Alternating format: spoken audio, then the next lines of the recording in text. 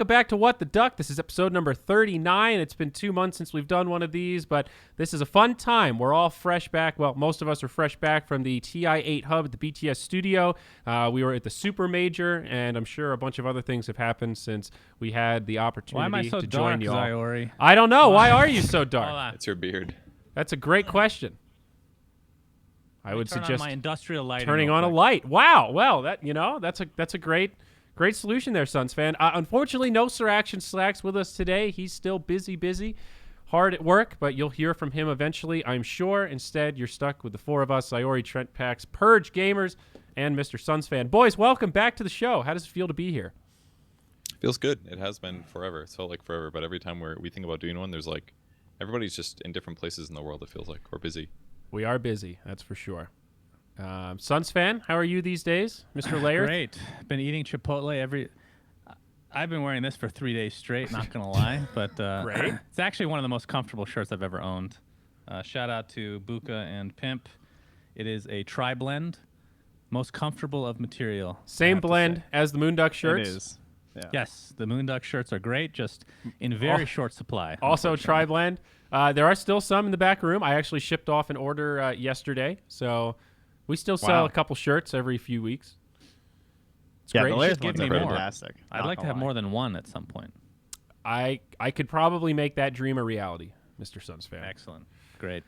Wow. Can you turn Purge up a bit Yes. at Moonduck TV? How could you read that comment but not read the perfectly legitimate Nikki ask to show your baby on stream? Well, my baby's asleep. I can't go get it. We do not give a shit. We want to see your baby. That is not this. My baby's not in this thing over here. That's like the reserve Oh, it is playpen in your when abusive? I'm down here. Baby has to be in there.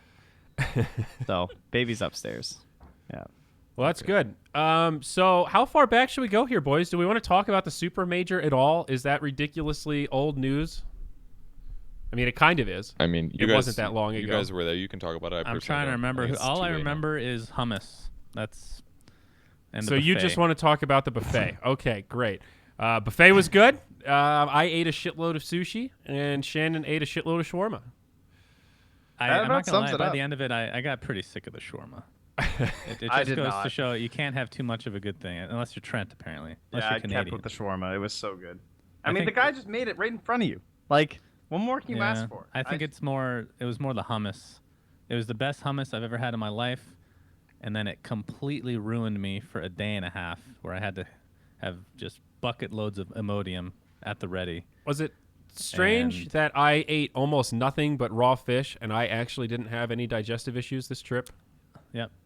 Did I just That get was lucky? impressive. Is there some like I had seafood every single day, and at least half of it was just straight salmon sashimi. So there was some octopus in there. They had some squid. There was some tuna. They had Did you eat any of lobster, the turtle? crabs. I did not have the turtle soup. No, I felt bad for the baby turtle. Isn't fish really popular in China anyway, so they probably do that part right? Yes, I would agree. I mean, and this was the a hotel nice is hotel. super too. high class, right? I mean, I got sick off the hummus. It's not the hummus's fault. It's me. Purge, this hummus is hard to It's on me. explain, but it was the fluffiest, It was. fattiest Oh. hummus. It was like normal hummus with like cream in it. So it was good, but it's one of those like, why is this good? Because it's probably got 5 times as many calories as regular hummus. Yeah, exactly. And Shannon was eating it like ice cream. Like Were you dipping anything or just like spoon the hummus to spoonfuls mouth? just No. on the plate. With bread. Well, just Yeah. eat it like an animal. and Come slapping on. it onto our And hummus, or and and the thingies. shawarma. Yeah. It's the best hummus. I'm half Middle Eastern. I've had a lot of hummus in my life. Lived in the fucking Middle East, and they don't make hummus that good. I don't understand what the Chinese know that we don't about hummus. They got something figured out over there, because that was god tier. Holy shit. maybe they had Actually the crazy right now. Haagen-Dazs downstairs work on it. You know. Yeah, that's another thing. I live in an area where we have, apparently I just found we have a Dairy Queen now, but a Dairy Queen and a Cold Stone. Those places actually suck ass compared to Haagen-Dazs. Even the Haagen-Dazs in China was terrific. Just high-tier ice cream, you know? And I had no issues. I've been Very happy. getting into Haagen-Dazs pretty hard lately. Go to the You have grocery it? store and I buy them. I have. Oh, I've yeah, known the okay. brand like my whole life, but I've never purchased it before. Maybe that's just because in Wisconsin there's a lot of good ice cream options. You don't really have to go to some like specialty thing. But I started buying it in the grocery store lately, and there is so much saturated fat in it. I look at the percentages, and it's like one serving. It's like a cup and a half. There's 3.5 servings in the whole thing, and it's like 50% of your daily value. I still eat the whole pint, but I but I have a heightened risk of heart attack for sure. But it's so good. The ingredients are like cream. You know why it's called fucking ice cream, guys? Because it's literally cold cream. They're doing it the correct way. Every other ice cream company usually is just fucking it up. Frozen dessert. It's good. Yeah, it's good shit. that's the other shit. That's not Hagen. Hagen's real. Hagen is the real shit. Yeah. Wow, you wrote a blog? I did. About the float tank? I did. I actually literally so I've been jet lagged from this fucking hub. I don't know about you, Trent, but I have been waking up at 4 a.m. the last 2 days. I'm so screwed up, dude. I am so fucked. I slept today from like 1 to 4 local time, and it was I didn't even want to. I fell asleep on the couch with my laptop open. I was so embarrassed. But yeah, I got the blog finished right before this, just with the finishing touches. I haven't even tweeted it yet, guys. This is why you tune into What the Duck. You get the full thing. If you haven't tweeted it, why did it just auto post in the chat? Was that you? I just posted it. Yeah, that was me. Oh. Is that because you don't like talking about food? No, I just, Someone asked. Yeah, pay in chat. attention someone to asked. Hagen. So there you go. Damn. That's my bad. I should show more respect to Hagen. I'm I see. fucking this up, guys. My bad. Exactly. We're talking about the food at the super major. Nothing else matters. We're talking about the future of Moonduck sponsorships here. Hagen, we need it. That was quite the tweet back. Yeah. Would you recommend this sensory deprivation thing? Okay, so sure, we can go down that road. Yes. If you're claustrophobic, no, right? Sort of. That is what everybody says. That's like the number one thing people go, oh, I'm claustrophobic. I wouldn't like it. And I understand why you think it would be claustrophobic, but it's really not that kind of experience because you have to remember you have no perspective of how big or small the space is because it's completely silent and completely dark. So once you're sitting in there for more than like 2 minutes, it just feels like this big, you're not touching the edge of the box, so it just feels like you're floating in water. You have hummus in the tank is what somebody's asking. That's a very good No, question. you cannot eat while you're in the tank. You do not want to eat a lot before the tank. You don't want to have to get out of the tank and go to the bathroom. You definitely want to take Imodium before getting in the tank because that is a first-class ticket to ruining your experience. But I would recommend it. It's very weird. It's very unique. The first time, I think, it's an adjustment thing. So I think you need to go into it thinking, okay, I'm going to be a little uncomfortable because this is just a new experience. It's totally natural to be nervous. And the whole thing's about relaxation, which is kind of counterintuitive to being nervous. But I found the second experience to be a lot better because I knew what to expect. I wasn't nervous at all. I fell into it a little bit more quickly. And it's pretty wild. It's your brain at first starts to kind of panic almost from the lack of stimulation. So at first I felt kind of bored. I've had these feelings of like, fuck, I just want to get out of here. This is like, the things people are afraid of. You have a little bit of those thoughts, but they go away really quick. Like every time I just focused on breathing and trying to relax, and within a couple minutes, the negative thoughts would disappear. And then once your brain accepts like, okay, this is reality now. We've got no light. We've got no sound. It's just all thoughts. Think of your brain like a processor, and you've got all of this background processing power going to just constantly listening and looking. Have you ever been in a situation where you're totally relaxed and then all of a sudden you see somebody fall over, there's an emergency, and then it just kicks in. You get that spike of cortisol, your adrenaline's pumping, and you're on. Your brain is always cortisol just now. Yeah, well, there you go, right? Your brain is always processing, though, to be receptive for those things. And when you cut that shit out for 2 of your 5 senses, you've got all this extra processing power there to do whatever you want with. And that's where it gets kind of interesting. And your thoughts become a little bit more intense. The best thing I can compare it to is lucid dreaming, if you've ever had a lucid dream. It's a little bit like that, but maybe a bit more intense.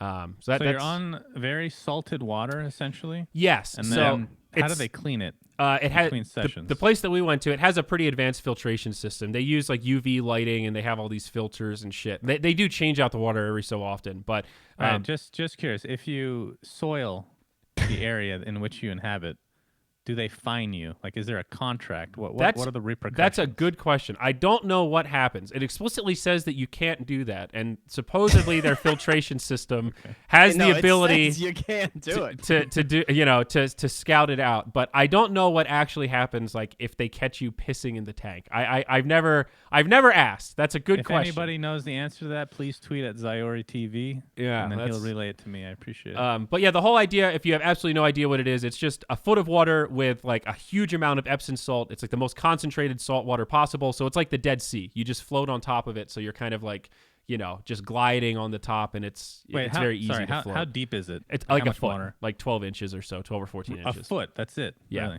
Really? It doesn't take much, and that's where people say, oh, it's really scary. It's not that much water. It doesn't take a lot because you're just sitting on the top. And the last aspect of it that's really cool is physically, it gives your muscles and tendons a chance to relax. Your body kind of gets a break from gravity. So if you sit in there for an hour or two, you come out feeling a little bit like post-massage, where your muscles just feel very, very loose, very, ready for action. So it's a great experience all around. I definitely recommend. Talk to Rob about it if you ever see him at an event. Rob and I have gone twice now, and I would definitely go again. It's not the kind of thing I would do like every weekend. It's definitely kind of an intense experience, but once every year or 2 years or something, it's a great way to just force yourself into meditation. If you're like me and you suck at meditation and you try it and you just get frustrated that you can't turn off your brain, this is a way to force yourself to meditate. If you force yourself to stay in that tank for 2 hours, I guarantee after at least an hour and a half, you will start to meditate at least a little bit, because it's just like, that's what it's designed for, But I like what you wrote in the blog about being able to settle your issues. So whenever something happens and you have something that you need to solve, it's very easy, like when it affects you, to not be able to analyze it correctly. Yeah. It's like the best example is like people that are good at giving dating advice, but they're really bad at giving themselves dating advice. It's like when it's your problem, it's hard to see things accurately. And one of the things you wrote in the blog was about being able to settle that. Did you want to explain that?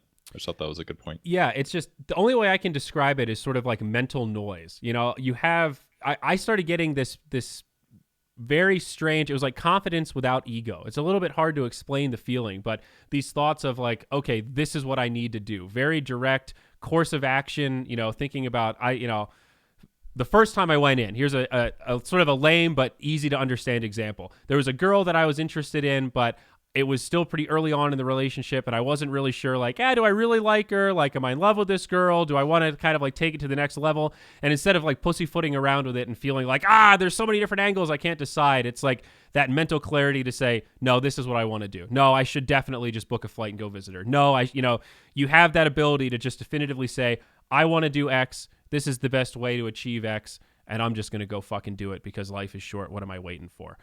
So I just felt like there's this weird clarity when it comes to problems that are normally, very emotional and chaotic and feel like it's very hard to analyze.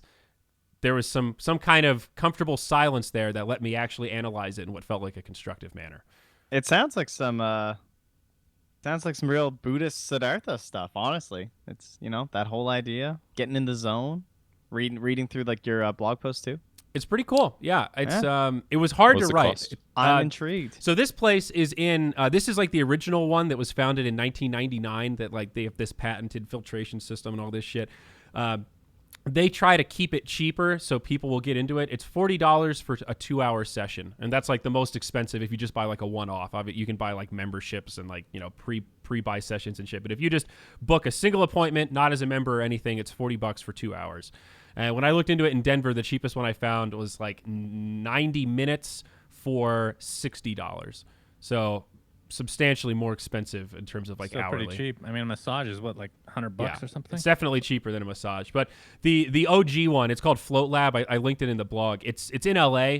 It's in West LA. They have 2 locations. I think one's in Venice and one's in Westwood. If you're ever like in Los Angeles and don't have anything to do, it's a great that's like a great starter place, because like the dude that founded it like still runs it and stuff, and it's like one of the most reputable places that exists out there. Because I fear you. I share your fears, Shannon. Like what happens if you go to a shitty place where they're not really filtering out the water and people are just pissing in the tanks or something? That's pretty grody. But I have some trust in Float Lab. I don't know. They've got a pretty good reputation. That's great. So yeah, 5-star there you go, rating guys. From Zyori. That's the Zyori Storytime anecdote of the day. I'd do that for $40. That's super reasonable. The only thing that sucked about it was the traffic, honestly. We spent more time in the car watching LA taillights than we did in the float tanks. Sure, Yeah, you guys were forever getting back. Oh my god. Yeah. We also did the 4 o'clock appointment. So we definitely did not plan around rush hour. That was our bad. But Jesus, I did not miss the LA traffic. That's for sure. Do we want to talk about the actual hub itself, though? So many storylines. We got the 16 teams going to TI. Yeah. We know what our Vancouver event looks like. An exciting time, huh? Yes. Yeah. Very exciting. Well, one thing I found at least was that I felt like the DPC system did its job to me. I was talking to with my girlfriend about how like all of the tournaments throughout the year, like all the teams that made it in, they really feel like they deserve it. They didn't just like win a one-off tournament. They like genuinely worked hard. And there were a couple teams that got through. Like there was a few Chinese teams I believe that were a little bit unknown. But like it just feels Serenity, really. feels very much like all the teams that ended up qualifying really deserved it and were the best and worked really hard to get it. So that was kind of nice. Made it feel like even though the DPC system had issues, that it was overall a positive thing. I don't know if you guys felt the same way, but 3. I mean look at the competition. That shit was super intense, right? Yeah, Cole almost did it, man. They were Needed really 4. close. If only they had 4 slots. Damn. Why So not close. 8? Shannon, how much did you watch of the qualifiers? Did you catch any of it? About 35 minutes Total. Okay. total. Yeah. Yeah. It Okay. was very interesting. I mean, I obviously see who won based on tweets and whatnot. I only got 3 predictions correct in my compendium because I had them in the wrong order, which Oh. you know, Okay, I thought it yeah. was personally. Yeah, I I wanted thought to it was talk pretty about that. clear that it was per slot, so I wasn't like surprised that I got them wrong because I was like the Fnatic and TNC. I was so 50-50 on it, and of course I always go on the wrong 50-50 side. So I personally thought it was pretty clear. I Yeah, didn't I think thought it was very clear at all. I had no idea. I just like picked the teams. I was just All right, like, let me go to the exact wording here. I think I only knew because of past experiences being scorned by it. I didn't well, I know. remember that. I but didn't but it realize. used to be It says- tiered in the it old says one. slot 1, slot 2, slot. For me, that's like pretty clear that Well, slot 1 is to who m- wins the first one. To me, the way we've discussed it is NA has 3 slots. I don't value one of those slots over the other. Like, I feel like the term slot has just been used to describe how many spots a region has. So I didn't see that as a ranking system. So I got all 3 of my NA teams right, and I got 0 points for it.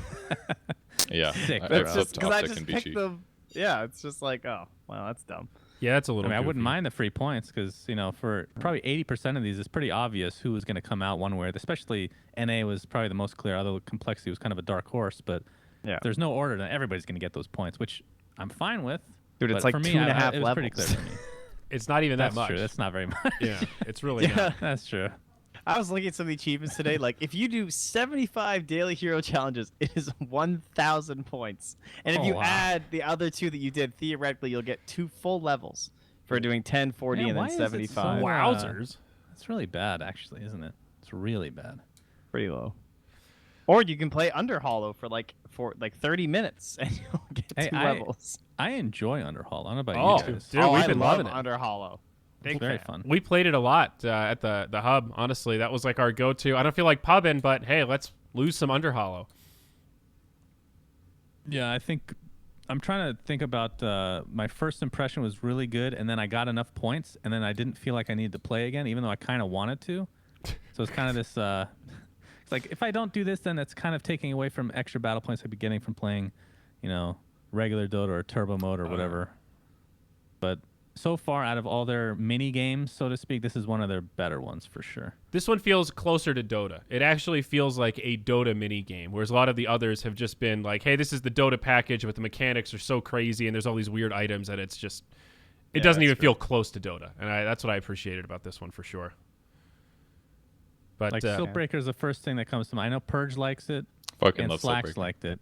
I'm not saying it's bad, but I not just my am not an RPG guy anyway, so I wouldn't have liked it regardless. too. yeah. But yeah, it was quite a commitment, and I just didn't find it as nearly as fun as Theory Outer Crafter's Hollow dream. for me.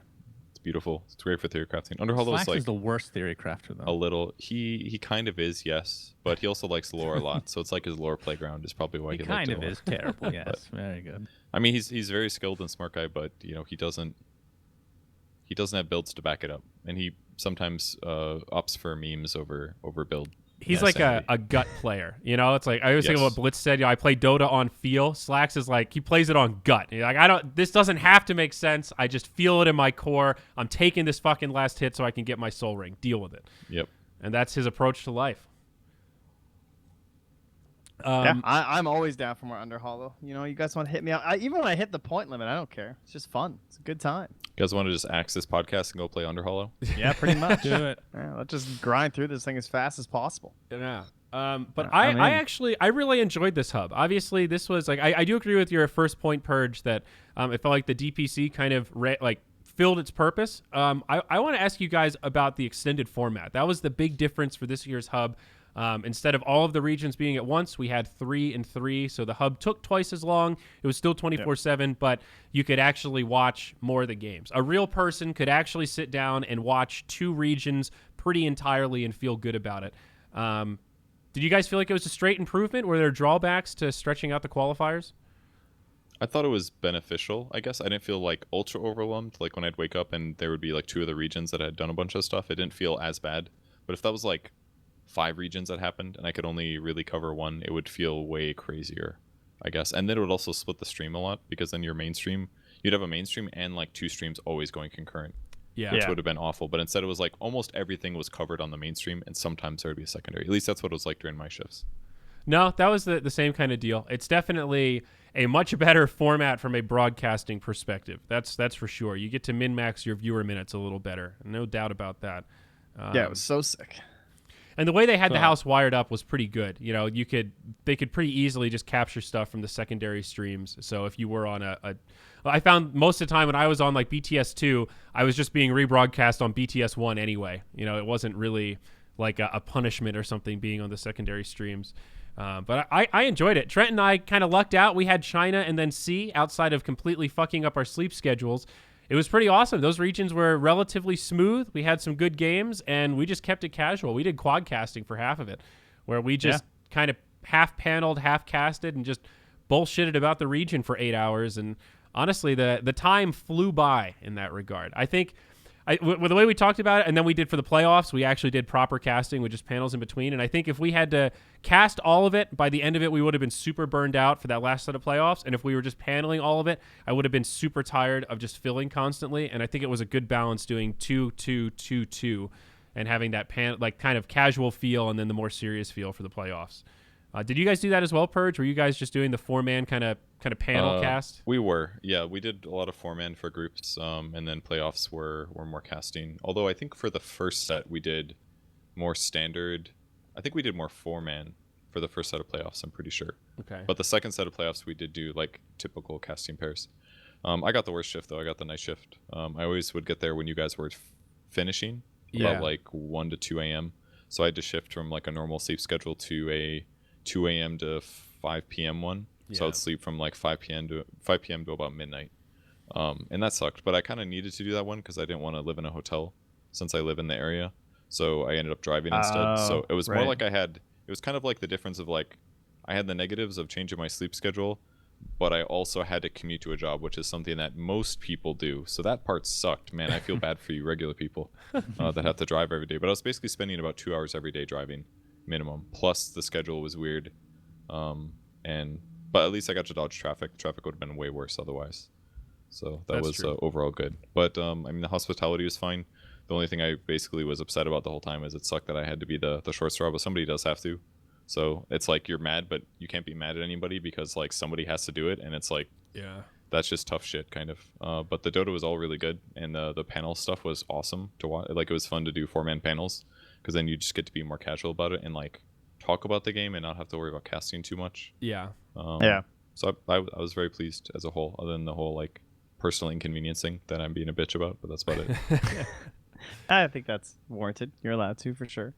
Yeah, I think I'm in the minority, but well, aside from the obviously it's better from a viewer perspective, they elongated everything. From a talent perspective, even though I didn't go, I personally like being tortured for a shorter amount of time. That's not the right way to word it. Instead of doing, let's say you have a set amount of hours and you elongate it into a week, I'd rather do that in 3 days. I'd rather just go super hardcore. Right, like that 12-hour shifts. You Because don't want to do the especially 8 hours. for like paneling, maybe a little bit different, but for casting, I feel like I could go forever. Like it's a very big stamina compared to everything else in life. It's quite the opposite, obviously. But I would prefer shorter amount of time, longer hours, because I just don't like being away from home personally. But yeah, that part was nice. At least like I could see my dog every night and girlfriend and come home and at least eat some regular things. I didn't like take care of the dog very well. Michelle had to handle that, and I stopped exercising for like 8 days. So that part, like basically everything in my regular life completely shut down for 8 days. That's and how that I part feel. was not fun. I was stretching a lot in China. I was like doing yoga. I had my back all feeling good, and I'm back from this event. Like I feel like I put on 5 pounds, and I need to detox from caffeine. And I've been hunched over computers for 7 consecutive days without any kind of working out or anything physical. Welcome to my life. It's the way the hubs go though, man. It's just it's that That's kind just of the grind hub for you, huh? Yeah. Man, I'm jealous. But I had fun at this one though. It was a really good spread of people. It's like we have a lot of talent now. You know, it's like a lot of the people that we see. Like there were some new faces. You know, like seeing BSJ there. His talent was kind of fun, but it reminded me of some of the older hubs at BTS. Except this one was a little bit less stressful because I liked that there was no fun stream. Weird as that is to say, but I'm glad that we're over that. Hey, we have to have this secondary stream, and when you're not casting, you got to be over here playing games. And it was there, and like if there was downtime, we could pipe it in and watch people play Smash. It was a great fill, but having no pressure to actually play games and entertain a secondary stream made the event feel a lot better for me. Like that first major, like the first time we did the big group unified hub, I think it was TI5 in Bucharest, the first one that PGL organized with Twitch. That shit was so stressful. It just felt like socialization overload. You walk out of the casting room and you're immediately on camera again where there's all these girls dancing and playing games and you're supposed to get roped in. By all these girls, I mean too. But still, by our standards, that was women all these girls. everywhere. Women everywhere. For like 2 hours per day tops. Yeah. That's true. But still, you know what I mean? Like that event was it was nonstop. That was like it was like multiple 24-hour streams. And that was awesome at the time, and we all bonded, but I'm so over that shit. You know what I mean? Yeah. No, we're all a lot older. I mean, that was, 3 years ago, 4 years ago? Yep. So everybody's older. True. We all have more shit going on. Some of us have children. I have a dog. Trent. So, there's other shit going on. We can't know life it as much as we were able to before. Yeah. I want to just play Mario Party for like 3 hours straight on stream. I'd play Siltbreaker for 3 hours straight on stream. If anyone gave a shit. Oh, there's a Someday new game, by the way. We just purchased is Mario Tennis Ace. Oh, I've heard it's very fun. good, very good. For the I highly Switch, recommend. I assume? Yes, I'm an old school Mario Kart guy. I don't like the new Mario Kart very much. I think it's too convoluted. It's just too much. They've just done too much to the game. It's ruined it for me. Mario Tennis though, perfect. Perfect Do you like regular balance. tennis? Okay. I do like regular tennis. I'm actually more athletic than I look, Purge, believe it or not. I'm just a fat, disgusting mess, so I can't keep up with anybody anymore. If I lost my weight, even though Trent is laughing because I played a little bit of basketball in China, and that was real bad. What? No, that was that's real bad. I mean, you could tell I used to be good, maybe. I don't know. Yeah, you hit some shots. That ball was too bouncy. That's all I'm going to say. Too fucking to be fair, bouncy. we were playing on a tennis court. It was pretty awful. Yeah. Of course. Rubbery You gotta court. blame the ball. Yes. Shannon, did you surely you were looking at Reddit while the event was going on. Now, did you see anything about macros? Yes. I'm curious about your thoughts. Now, Trent and I talked about my macros in the Zyori podcast a little bit. We got Cinderan's take, so I'm very curious to hear the Suns fan Purge rendition of said Did macroing. Cinderan get to defend himself? Well, yeah, he defended Draskell at least, but yes, he requoted in context, and I don't know. I felt okay about what Sin said. I think it's a little hard to disagree with if you listen objectively, though. I get why that was a grabby thing to be like, "Fuck Draskell, he thinks cheaters are okay." Like if you just listen to like 3 of the words and none of the other context, I see how you could take that away. So Did you see the thread, Suns fan? I saw the thread and I listened to the podcast. Yeah. Physically ill. And I mean, not to. I always agree with Cinderan, so I'm gonna agree with Cinderan on this. No, but the idea that macros are bad is pretty. I think nobody disagrees with that, right? It should not be a thing. Yep. I think for something like that, considering it wasn't specifically stated in the rules, and I don't consider it exactly the same. Like when you compare that to betting, right, on a game that you're playing, betting's far worse. Like there has to be some sort of scale. So I think the forfeits are definitely fair. I don't think they should be banned. I think they should just update the rules and then they can ban them if it happens again, kind of thing. That's what I think. Which I think is Cinderan's point as well, if I'm not mistaken. Yeah, I mean, I was in the room. I think I walked in as they started talking about it. And I remember it was like Sind happened to bring it up because they were just talking about other regions, and they sort of informed the viewer base about what had happened. and nobody's going to be like, yeah, using macros is not cheating. It's but then they realized that it wasn't in the rules, and then they said, well, it's does it give you a what was it like a unfair advantage? And then they were like, okay, do these macros give them an unfair advantage? And they started discussing how beneficial using the macros are, and that's when the quotes came from what Draskell said. He's like, do macros really help you play that much better? Essentially is what he said. He's like, you still have to make the right decisions. He was basically discussing whether or not they were an unfair advantage.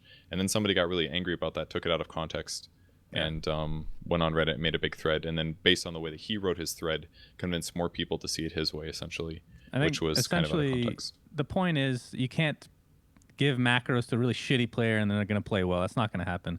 It's like taking an A player and making him an A+, is the way that I look at it. Like armlet toggling, that's something that's probably the oldest thing in the book for Dota that I don't know if it's even ever been addressed, technically speaking. I can't even remember. Someone says in chat that Envy has been told not that you can't do it. It has come up in the past, and Envy was told explicitly no. That's why they changed armlet. Before it would instantly raise your health, so people started using those macros because but the you macros could still help with through that, rot. Right?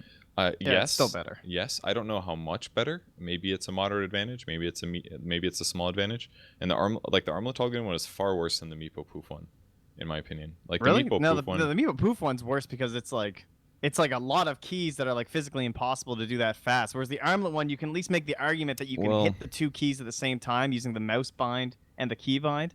So theoretically, it was still possible for a while. Okay, well, ignoring the fact that you could through the game technically do it without using a macro, I feel like depending on how quickly your health ramps up, there's a possibility of it being semi-equivalent to the old armlet macro or armlet toggle, where you could double tap it basically, or armlet macro it and through the game console or whatever with that setting, and still instantly avoid damage basically. That feels way more impactful than like the fact that you could poof all your Meepos more. It's like the benefit is like you can't play Meepo and now you can play Meepo better, and your Meepos will always be there instantly when they need to be, which is a advantage but not like the hugest, I guess, because usually your poofs are going to come off anyways. I don't know, it feels like regardless they're both bad, and the fact that somebody did it it's just so stupid.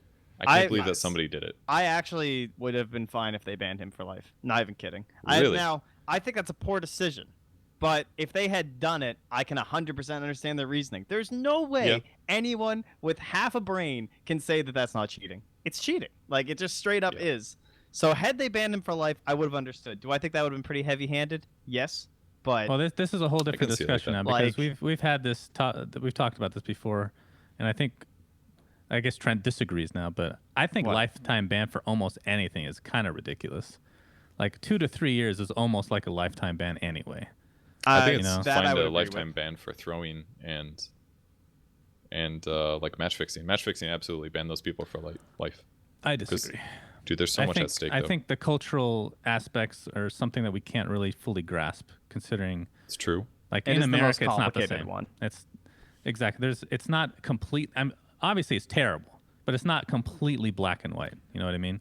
Like, there's so many other influences that we can't consider because we don't know what it's like to be in that situation.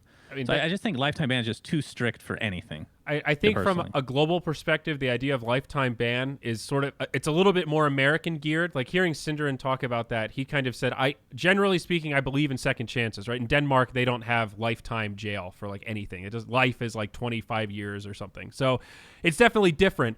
But his idea is like, 3 years is so long in Dota. I have made the same argument. If you stay playing that time and you can still be a top tier player after not playing on a pro team for 3 years, more power to you if you can come back and kind of, at that point, I feel like you're proving that you've earned it in some ways, and that's along the lines of like 3 years in Dota is so long. Playing Dota is a privilege, not a right.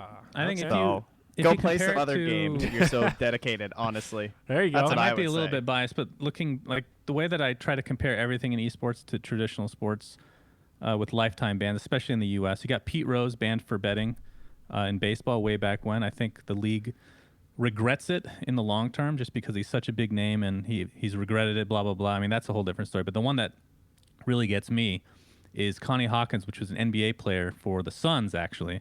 He was banned for life originally for betting. Turns out 10 years later, he comes out with a book with proof that he wasn't actually, he was just in the room. He wasn't doing anything. So they end up unbanning him. He plays the rest of his career out. He was really good, but he was past his prime. He would have been one of the best ever. They basically stole that away from him just because of quote-unquote lifetime bans. So there's all, like, it's Okay, never but his completely meepos black and moved white. at the same time. That guy macroed Well, for sure. Yeah, but we're comparing that to match fixing, which I think is far worse still. Okay. Personally. And theoretically, they had all the evidence they needed for like smashing on I'm not them, saying he's right? not guilty. Yeah. I'm not saying any of that. I'm saying it's Okay. far too strict. Far too strict. I guess I just look at it as like, what's more important, that we give one player a fair shake, or that we protect the integrity of the game when somebody does something really stupid?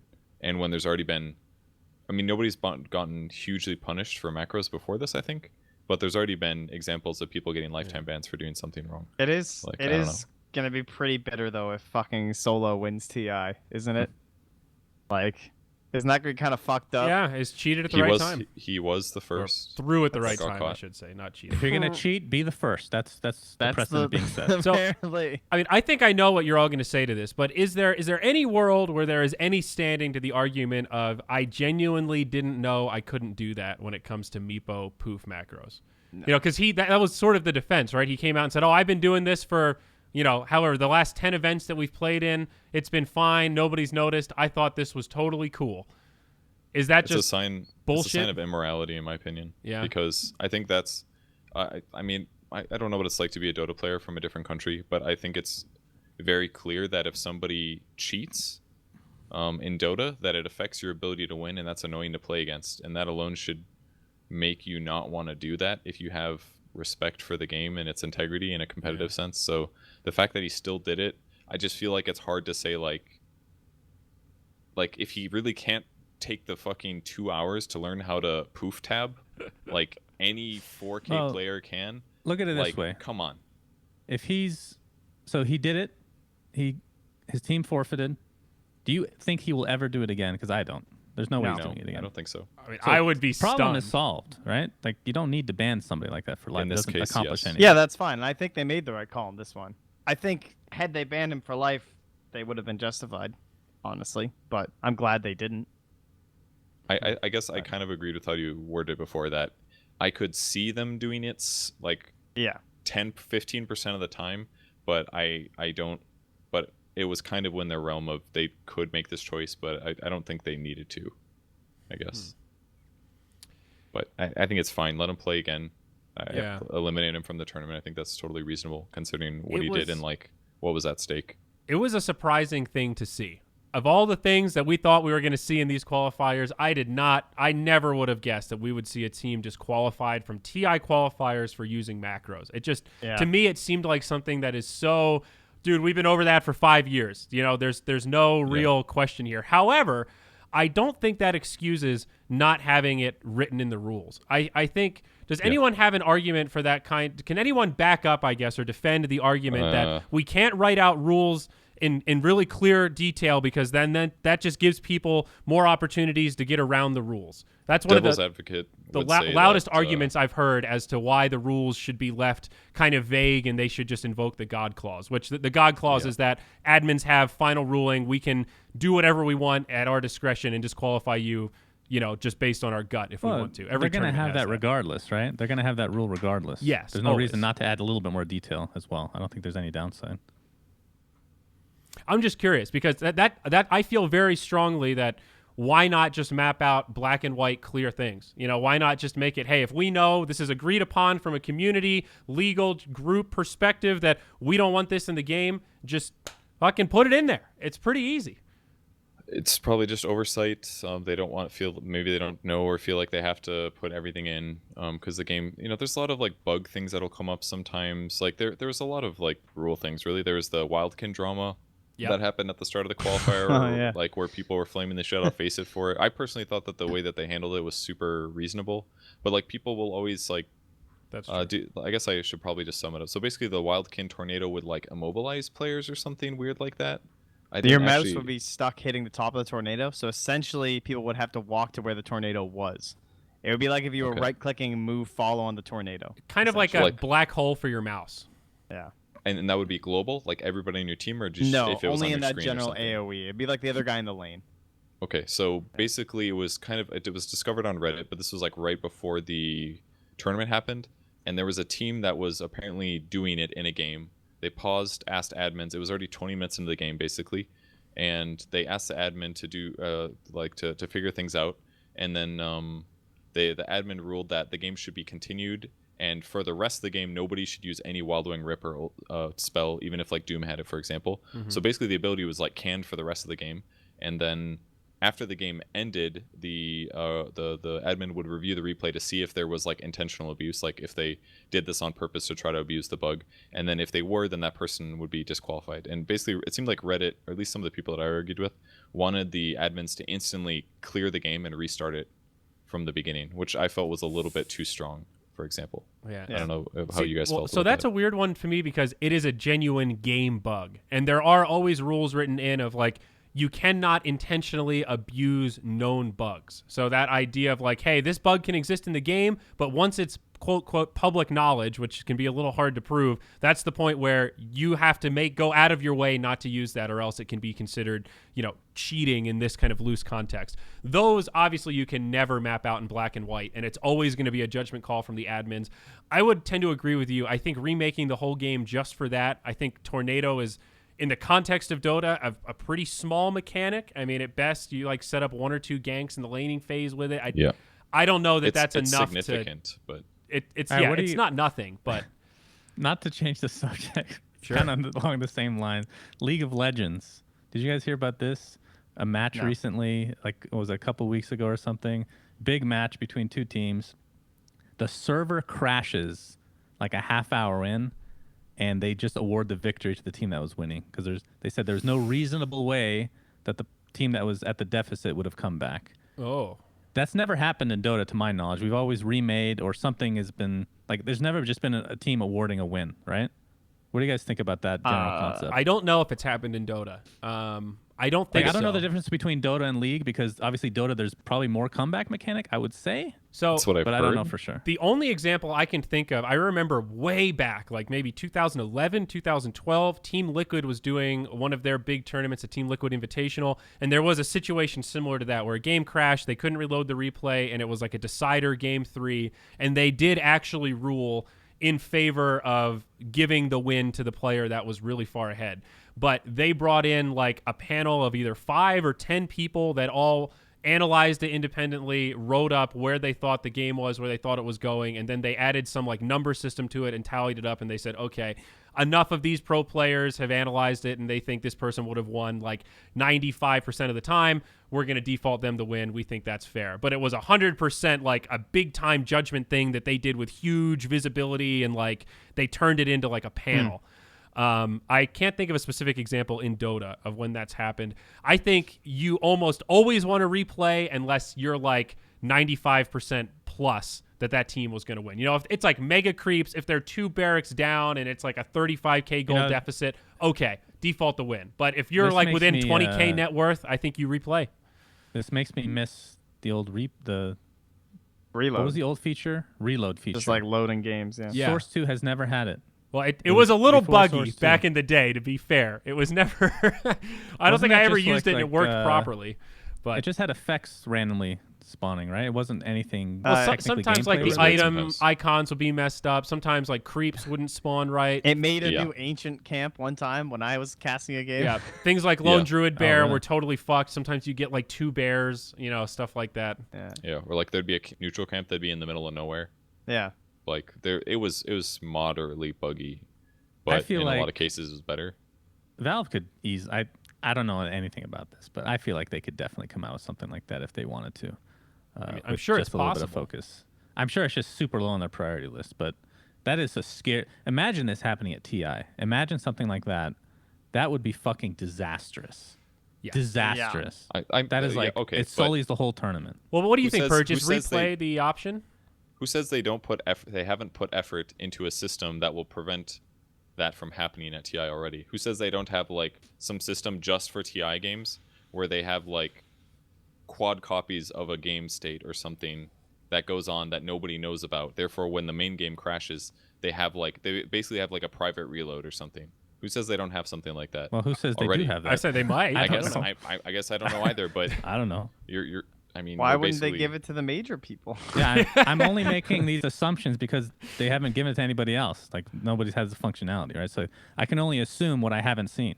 Has it even happened in a major tournament in a long time? Like in a Oth- game outs- The crash? last outside one of like was outside the- of like the 10 DC game auto ends in 30 seconds one. The biggest one that theoretically could have used a remake would have been the Shadow Shaman PL thing, right? That crashed the game for Navi. When was That was the last big event.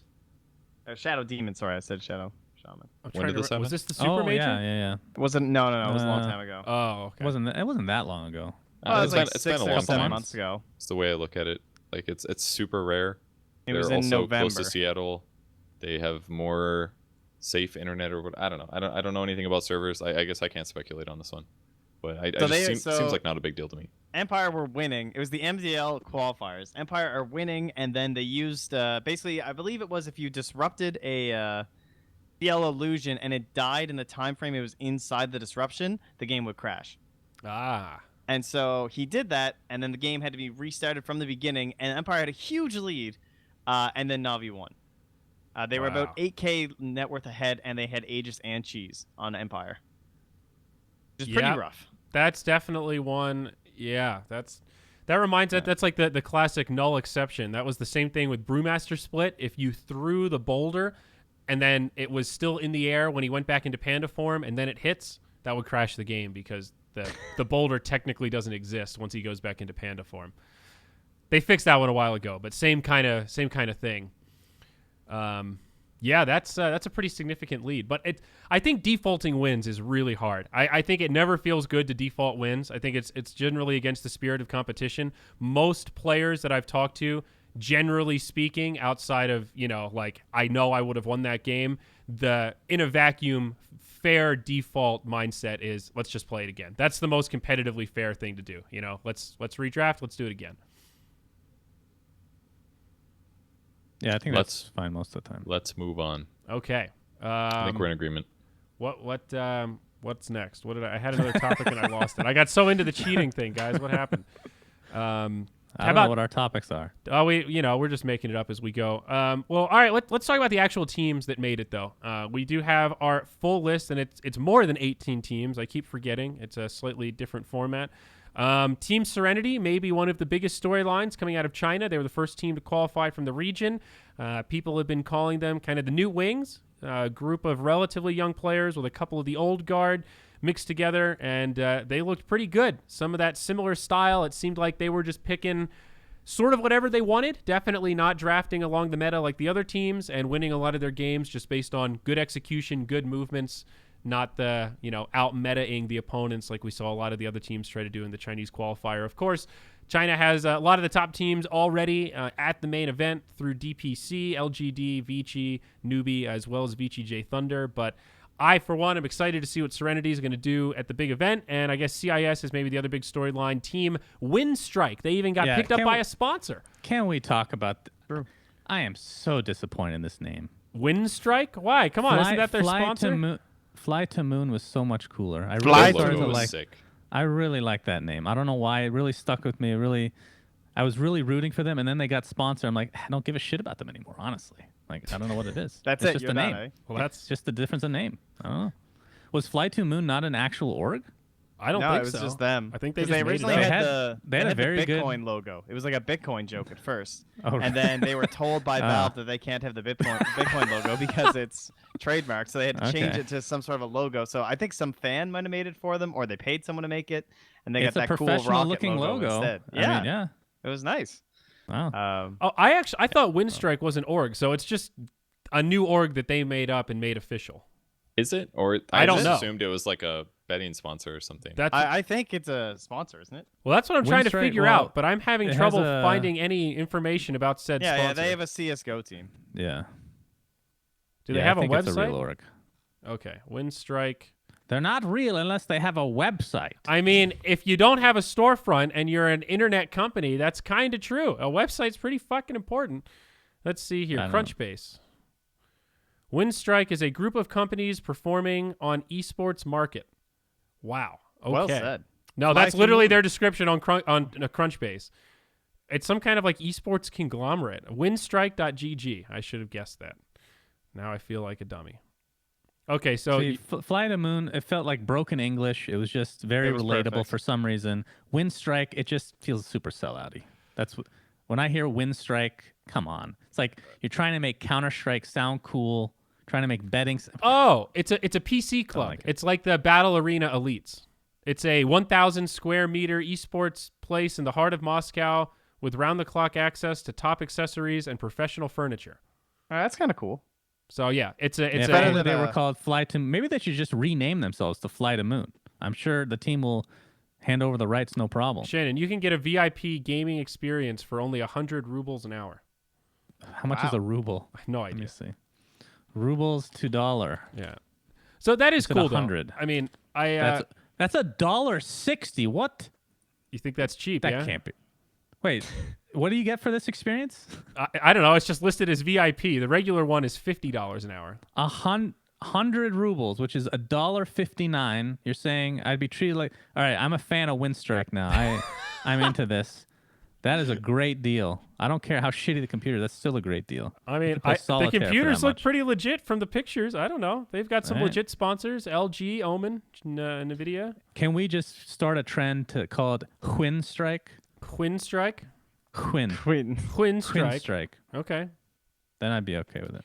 That's cool, though. I do agree with Trent, though. I like the idea of these kind of, it's like authentic esports. They're getting involved with supporting teams now, giving them a training facility and stuff. I think that's cool. It's a nice trend that we're seeing. I'm bored of this conversation. Okay. Windstrike. Windstrike. Well, what was your What- favorite storyline of the qualifiers there? Purge? In terms of CIS, I actually really liked Espada, the team that got second. They had BZZ on them, and they looked really good the whole time. They just weren't quite as good as Fly to the Moon / Windstrike. Well, They changed Fly their to name about Moon. halfway through. They changed There's their no name. the purge. You're right. They changed their name halfway through the event. If you guys didn't know, they were Fly to Moon for like 70% of it, and then the deal probably went through, and they're like, "Give me that money just in case I don't qualify," and that's why they were good and all. Guaranteed no percentage to the org. Just saying. Who knows? so I promise you. the that it's big, happening. I mean, I guess, Purge, you covered this, so I didn't see any of the games, but just looking at the standings for CIS, the big upset for me is Vegas, 0-6. What the hell happened? They've kind of looked rough for a long time, right? But they did, 0-6. The worst in the region, dude. That's they had some drafting issues, is what I kind of remember. And they had play issues, they had drafting issues. They never really felt on the same page. And a lot of the other teams were decent. Spirit was good. Espada was really good. And Fly to Moon was solid. So after they seeing kind it, of are you mega pissed they didn't get another slot? Are you one of those guys? I think Espada would have done fine at TI. And I'm a little, it kind of sucks because Espada, I think, was probably, they're probably around Qual level, I guess. Maybe better. I'm not sure. Okay. But it's kind of hard to say. So Vega went 3-2 at the start of their invitational versus, or 2-1 versus SG, and then they 2-0'd Fnatic, and then since that they have lost 18 games straight. That's rough. Ouch. They got 2-0 by VGJ Thunder, and then they didn't win a single thing for MDL. Then they didn't win any games during the quals. That is harsh. Brutal. I mean, I definitely didn't expect them to be like a shoe-in to qualify or anything, but if I were a betting man, I would have said, top 4 for sure. They'll make Well, the I mean, like, playoffs. Even for Macau, they beat Fly to Moon back then, and then yeah, that's kind of crazy. Yeah. Let me see. Other regions. Serenity was my big storyline. I guess Pain making it through is pretty nice, not unexpected, but Weehaw going back to TI. That'll be fun for you, Suns fan, huh? Yeah. I'm going to take my Pain gaming hat. I'm very happy to see him go, although the South American region was quite exciting from what I've been told. With who was on the other team again? It was, I should say suspenseful because they were paused for so much time. was it Stan King? Is that Stan King's team? And Flea. And Flea, yeah. They got Oh, yeah. super On SG. close. Best of 5 went full 5. Yeah, that was a little bit surprising, but at the same time, we've kind of been wanting other people to go to the South American region. We see 2 teams, and they both end up in the qualifier finals, so Yeah. can't say I'm shocked by that stat, at least. Yeah, it was pretty tight. You're right. I remember that series going on. It went the full stretch. What happened 5 with Fear's team? They didn't even They go didn't make through it out of opens? opens. Was it actually the lag? I saw a lot of lag tweets. Were they just? Was it a I combination don't know. of that? I didn't see and- their opens, but I know that was a complaint they had. Oh, they didn't make it out of opens at all. They didn't even get to regionals. Correct. Ooh, that sucks. Yeah, that's a brutal. I guess they were one. playing with like 250. Does everybody just play with 250 ping over there? Is that just how it is? I mean, I saw a Fierce tweet where he's like, today we have 100 more ping or something like that than we did the day before, and they were kind of like, haha, yeah, that's what it's like. And then King RD should talk to him a little bit, you know. Yeah, He's he like, said or karma. whatever. No, you're not gonna lie, that was pretty fucking funny. But in all honesty, though, that was Peter's battle mostly, not Fierce. Yeah, they all stood by. I don't know. They stood by while their management did that kind of shit and said that kind of shit. So you gotta ride with that a little bit, honestly. I got to side with Trent on that one. EG has definitely been pretty unapologetic about servers and stuff in the past. So it's yeah. But yeah, that's I a mean thing. that particular instance was definitely mostly Peter, but I guess Peter didn't have to go to SA. So Universe apologized, so he's cool. Yeah. Did he he actually was- apologize? I remember reading his follow-up. Good one, Peter. Yeah, he one was of the damage controlling. Funniest fucking things I've ever read in my life. that was XD, Peter, you're such a jokester. Ugh. The other, maybe not an upset, but TNC. They had two squads, right? Predator and Tiger. Very easy to differentiate while casting. It looked like Predator might actually make the run. Or, pardon me, Tiger. I just fucking did it. Theban is on Tiger. And we were sort of Yes. cheering for the Tigers to make it. But the old guard, the boys on Predator, the TNC that you think of when you say TNC, did actually make it through. But that was what made our region, I guess, kind of exciting. Predator was top of the groups. Can I go off on a Yes. bit of a tangent? Please do. One of your teams is named fucking Predator. The other one is Tiger. Tiger is a fucking predator. What is? It's Think of Tiger. some Do you more know what original Predator is? games, for God's sake. Huh? You're talking about the Predator? That's what their name No, is? No, it's a Predator. sponsor. Predator's a sponsor. I have the same sponsor right now. It's like Okay. it's like Acer Predator. It's a hardware sponsor. So what's Tigers? Just They, a random they name, just right? made it up. They said, hey, we got Predators lined up already. What would be cool to go with Pick- Predators? maybe- The guys, Tigers. Pick a non-predator. Pick a Maybe- pelican. Pick Maybe something they had, else. Maybe they had Tigers already, and then Predator comes along and is like, "Hey, can we rebrand?" Okay, that's and then if they're that's like, the "Well, this sucks." Yes, if that's the case, then that's fine. I think that's what happened. What was the you normal settled down? TNC called then? Just TNC Pro Team? Yeah. TNC Pro Team they were and just TNC TNC. Tigers. Yeah. Okay, And fair now they're enough, fair TNC enough. Tigers. I take Which it back. also would have been funny if they stayed TNC Pro Team, because then that would insinuate that the other TNC was not a pro team. Yeah, They had that's naming true. issues either way. I think all the teams that have like these sister teams all have naming issues, but that's not going to be a thing anymore. It's coming next No. year, so that's Yeah, should be that's a split or something. Exactly. Yeah, poor Thievin just gets his team, you know, gets like convinces TNC to give him a sister org, has a little junior team going. Nope, no more. Valve says no. Can I Yeah. call out some or predict some drama to come next year? It's going to be pretty obvious, and now that Okay. I think about it, there's going to be a lot of sister teams that are just under the table, 100% guaranteed. The question is, when Valve finds out about one, what happens? That is the Oh. question. I Well- will guarantee you, some teams will have, like some owners will own multiple teams. It's going to happen. Oh, but so 100%. where? Do you, what's Okay, that now line? Where though? do you see that happening? Just China? China is the big one. Yes. Southeast Asia, though, I think you could definitely see that as well. Well- Less likely in the Western scene. But I would what's the say. Maybe difference- South America.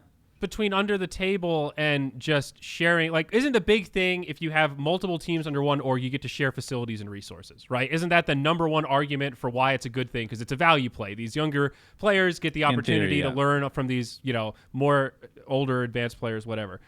Grim partner. So what's the difference between just, okay, I own 3 teams, now I give one to Suns Fan, I give one to Trent, and now we're the 3 team owners, and we just share the facility and have, some sort of Because revenue that- sharing that agreement.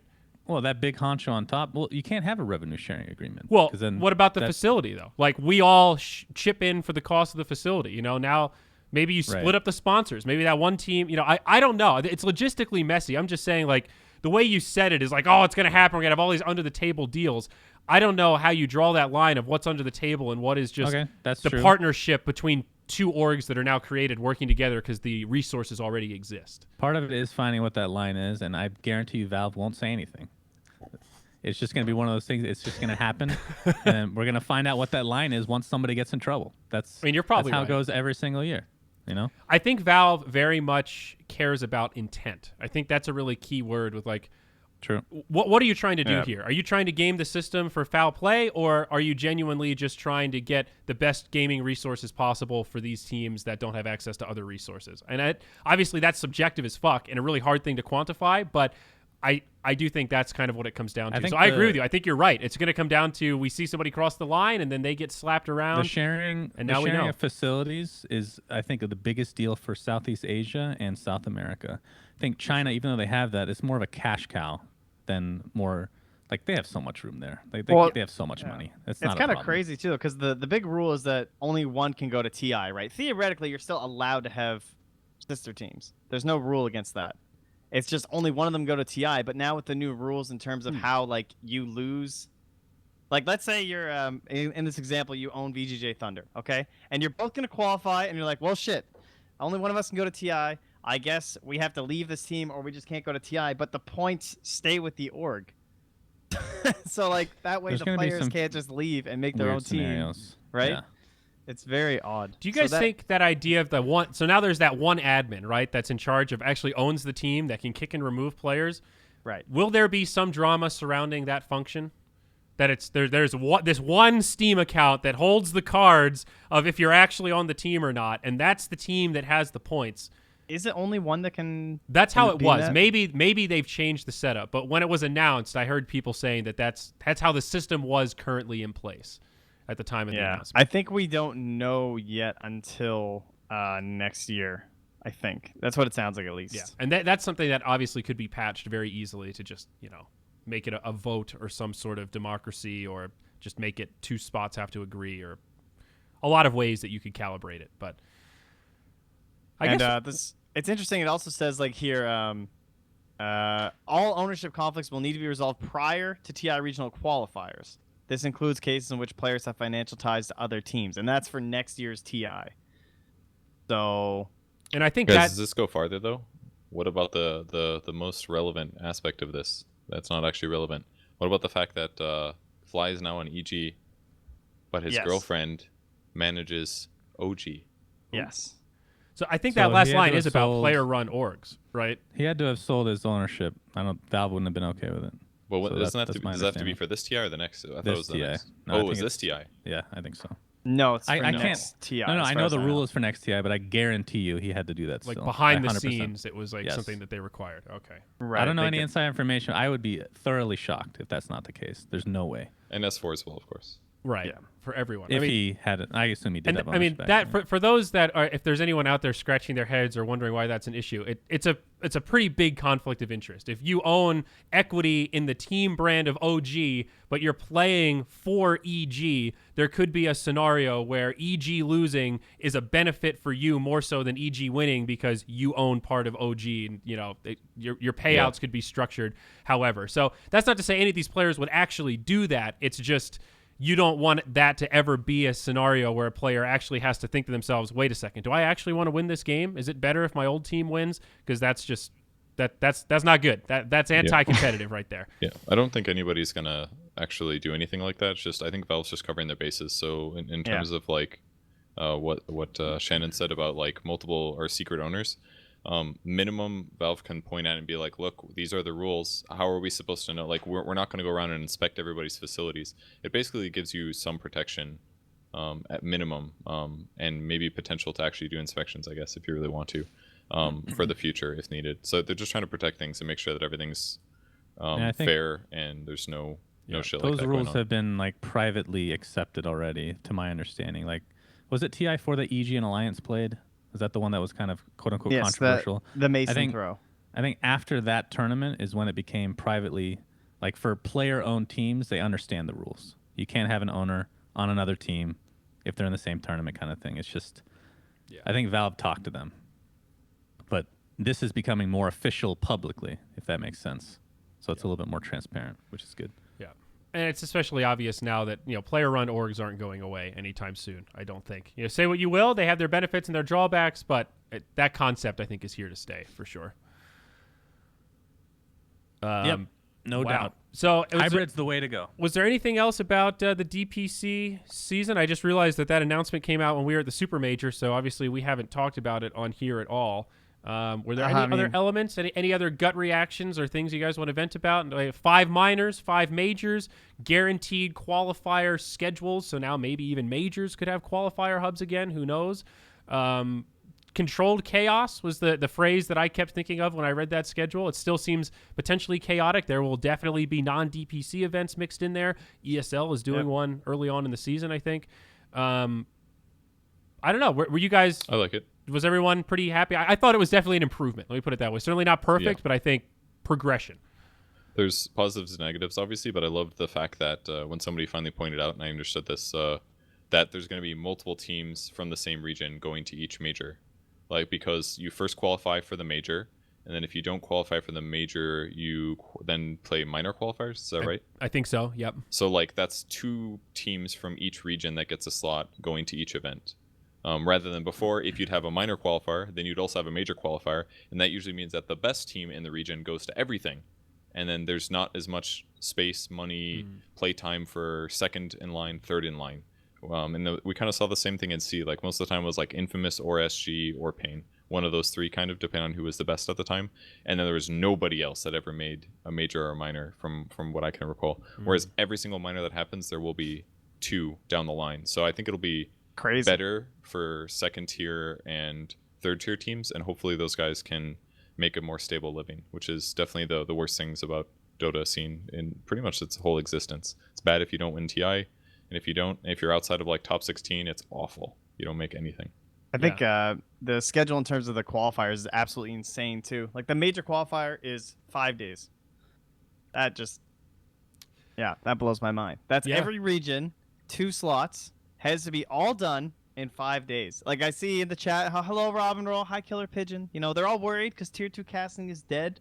At least that's what they think. There's not enough people to cover all that shit.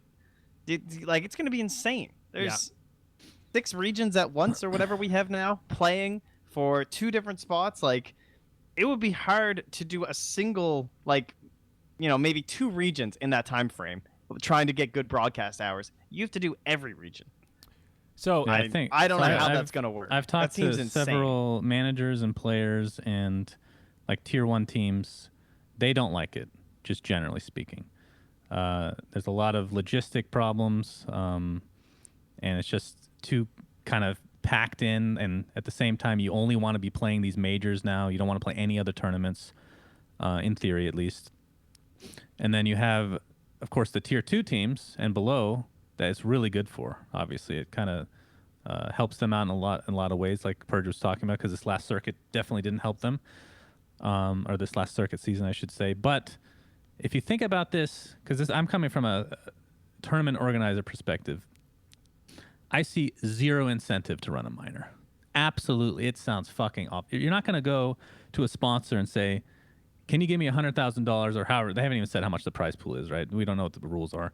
Can I get $100,000 for this tournament? They're going to ask what teams are playing. You're going to give them the tier 2 teams, and your headliner. I'm not saying they're bad. Your headlining team, instead of like the EG or the Virtus Pro, it's going to be like Team Spirit is your headliner. That's kind of the caliber we're talking about. Yeah, but wait, though. See, now I've been thinking on this, because I know we had this discussion a lot. Think about if you get lucky with your minor, though, and you have, like, someone bombs out of the major qualifier, and they have to come play on your minor. They have to win that minor to go to the major, and it's like, all right, guys, we got EG coming up against this team you've never heard of, and this team, it's going to be like watching open qualifiers. Boy, oh boy, so, that sounds great for sponsors. The issue is that's a month before the minor, is it not? It was like a month and a half or something. It's not that long. It's less than 2 months. You only know if in that circumstance, you only have a month to sell sponsorship for EG. So like, exactly. That when I said negatives about this new system, it is awful for selling sponsorships, and especially for minors. Yep. For minors, you're like screwed. My original thought on this. Let's forget about the majors for a second, because I think those are probably set in stone with the big players or whatever. For minors, my first impression was, I can't imagine anybody wanting to do a minor. I would never want to do one. It sounds fucking horrendous. But I don't know how accurate this is, but sources of mine say that there have been a ton of applications, which shocks me. I am flabbergasted. They're basically throwing away money just to be able to run events. I guess the only benefit is to run a minor successfully and you hopefully get a bid for a major in the future. That's the only thing that I can think of. Or, think or Maybe you're getting building a ticket company. sales and like a big SCA remember, or something. remember, like that. proposals though are different from execution. You know, Yes. it's very easy to Oh, say, yes. I want to do this. I've got the money. I've got the expertise. It's very different to actually do it. Yeah. You know, it's easy to say, hey, we've got this venue tentatively lined up. Yeah, that word tentatively is pretty scary in the world of esports. I think the one good thing about this from like a major perspective is there's no invites anymore. There's no direct invites. So that means the qualifiers, although they're going to be chaotic, Trent, they're going to Major fucking quals are matter. hype. Like we're going to have like Secret versus Liquid playing online.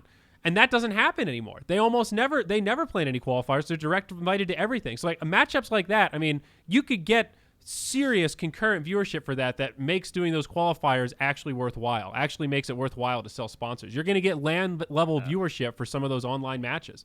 So there are some advantages in that regard, but that does not make up for potential Let me lost go sponsor a sales level there. deeper there for you as well. Who do you invite to the regional qualifier? Assuming, let's go with Europe as the east example. You've got Liquid, Secret, OG. Those are your top 3 currently out of the region. There's all kinds of teams that have played all year, like Kingwin and whatnot. Those that kind of level. What if you're a new team and you're trying to get in there, like the new Kezu stack, or even like the new Misery stack, like Blinkpool and stuff? How do you do, like, who gets invited? How many slots are there going to be? What about the open qualifiers for EU region? Like, Yeah. it is a long ass road just to even get into the qualifier itself, and then you have to play against Liquid. Yeah. But that means, at least to me, you can't have any chance of a LAN qualifier. Because to me, that seemed like it might even be possible, right? Like, theoretically, for the major qualifier, there was a chance that you could maybe fly people in. You mean for talent or team? No, for like certain Teams. regions. So let's say you did like an EU regional qualifier. Like, let's say you were like, okay, Yeah. teams fly in here, we're gonna play it on LAN. Like, it can't happen just because of you're never gonna know who's gonna be there. Because I assume you're gonna have to do open qualifier slots, right? Maybe. I don't know. Didn't say anything about Hopefully they opens. have rules for that again. Yeah. I do think it's a little weird that there's no seeding into the later majors. Like, looking at that schedule, a large part of me feels like if you win that first major, you should automatically be invited to the next major.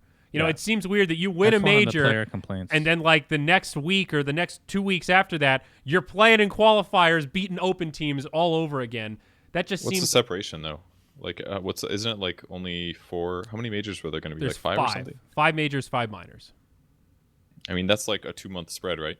Like, I would argue just make them play It's like it, a I month guess. and a half, So 2 months. the way that yeah. it works, I know we've depends. kind of been over this, but the minor finishes, the winner goes to the major, which is a few days later, right? Yes. So they already have to have visas before that tournament even begins.